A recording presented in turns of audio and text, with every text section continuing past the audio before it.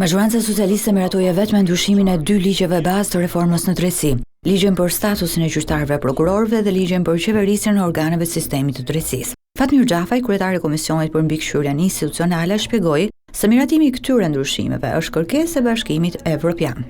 Të dy projektet kanë marrë dritën jeshile të Komisionit Evropian me kushtin që duhen miratuar pa ndryshime mbas këtij konsensusi ose certifikimi prej tyre dhe biles edhe me një afat të caktuar brenda datës 27 janar siç është thënë së paku. Nëse ne duam të avancojmë më tej me procesin e negociatave. Ky është gjithashtu një tjetër fakt. Në këto rrethana për ne ka vetëm një alternativë pa kosto për integrimin, pra që është objektivi madhor i vendit, që ti miratojnë këto projekte në tërësinë e tyre.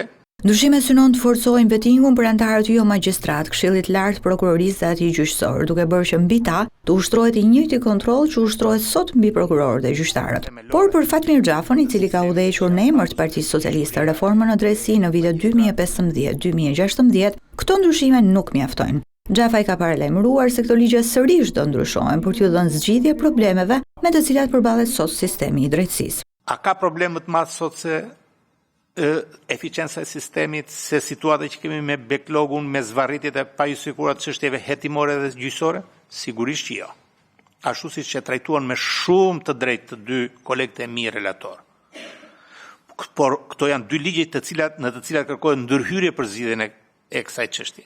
Po me amendamentet që miratojmë me këto dy propozime, ne i kalojmë anash këtij problemi.